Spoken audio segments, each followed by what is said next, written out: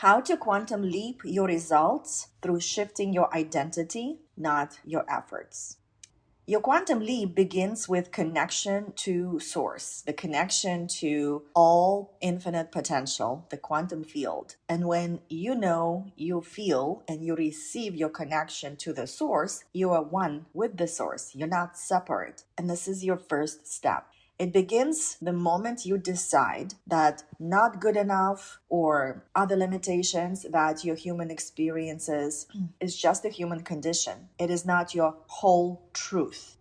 Not enough or other limitations that our human mind comes up with belongs to the survival blueprint. It belongs to the human blueprint. But infinite potential, unconditional love belong to your divine blueprint. When you reconnect to your unconditional love, to your vital life force, you remember who you are. You're not limited being trying to earn expansion. You are expansion itself, manifested through you, expressing through a human experience. That's the first step of the quantum leap. Now, let me give you something practical. There will be moments when you shrink, moments when your subconscious pulls you back into the familiar, moments when you feel small, exposed, uncertain. That's not failure. That's not your character flaw. That's conditioning surfacing. The key is awareness.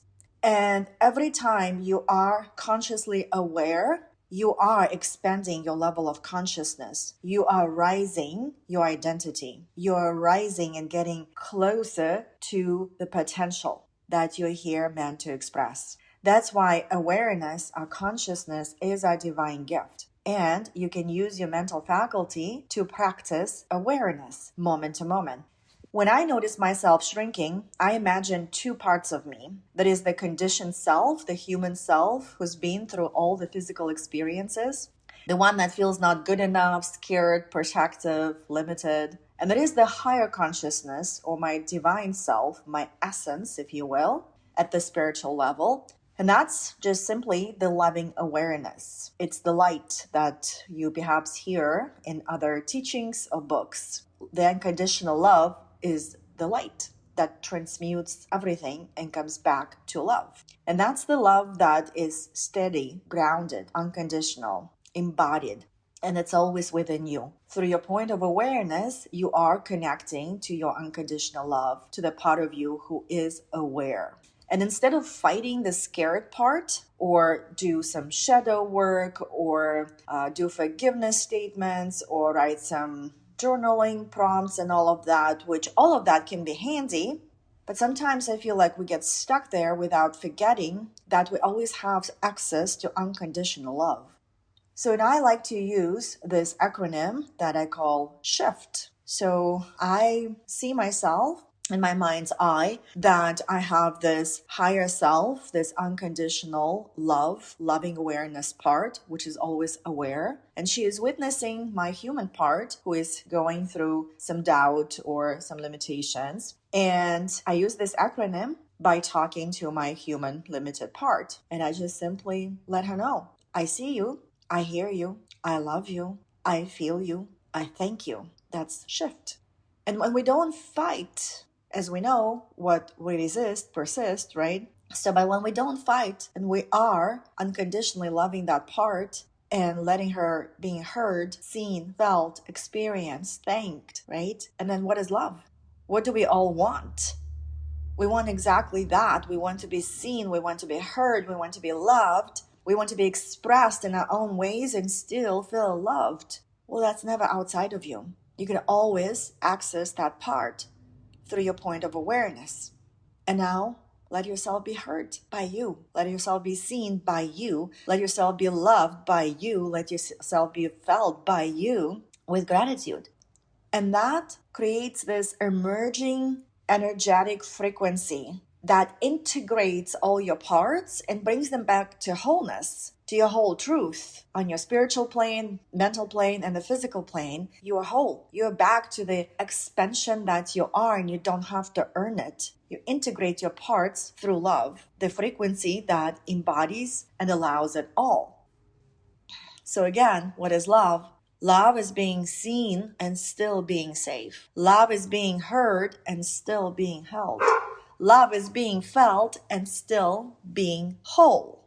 When you do this, you are not bypassing fear. You are transmuting it through love and light. You step out of the small circle of contraction into a slightly larger circle that feels expansive but still safe. And you are the channel for your safety. You are creating the safe space within you. It is up to you. The safety is manifested through you. And you always have access to love. Because as you know, and I talk about it a lot, love does not come and go, just like abundance. It's always available. We actually don't create more abundance or more love. It's already been created for us. And what we create are limitations. And this is someone famous who said that, and I might be paraphrasing his quote, and I'm going to look for his name and put it in the notes. So remember that you always have access to love. And it's really up to you to give yourself permission to receive love that is available to you right now. Bring all your parts into whole self. And that literally takes you 1 to 2 minutes when you really get into that mood. And here we are. You don't force yourself into a massive leap. You expand your nervous system capacity. And that expansion, that shift in consciousness, is the real quantum jump, because everything is consciousness. Quantum leaping does not happen outside of you. It happens when you shift dense, contracted, survival-based identity into a higher frequency identity rooted in love and possibility. You're training your subconscious to feel safe at a new level. You are leading your subconscious and not subconscious leading you. Now here's the part most people miss. Quantum leap is not about consistency in action. It's about commitment to identity. You can be consistent with your habits and still feel anxious and unworthy. But when you commit to the identity of the woman who holds the vision, who feels safe in expansion, who chooses herself, that becomes your dominant frequency. And the universe responds to your dominant identity, not temporary emotion, not temporary consistent, inconsistent actions. It does not respond to a wave of doubt. It responds to who you are being in the moment when doubt comes. It responds to who you're being most of the time. Which identity are you committing to? So when fear shows up, nothing is wrong.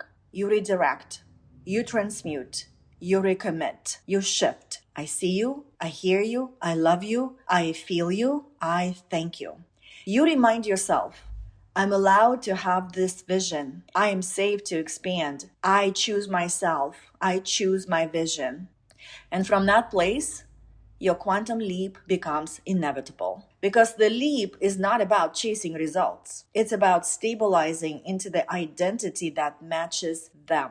Nothing to prove, nothing to chase. It already exists in the field. And you are the field for your vision. It's never outside of you. You are the source of your vision. It goes inside, you feel it inside, and then you're here to bring it from the unseen to the seen. And I am your vision artist who helps you do exactly that. And this is your activation for today, for your quantum leaping. And I believe you can quantum leap today. Do you believe?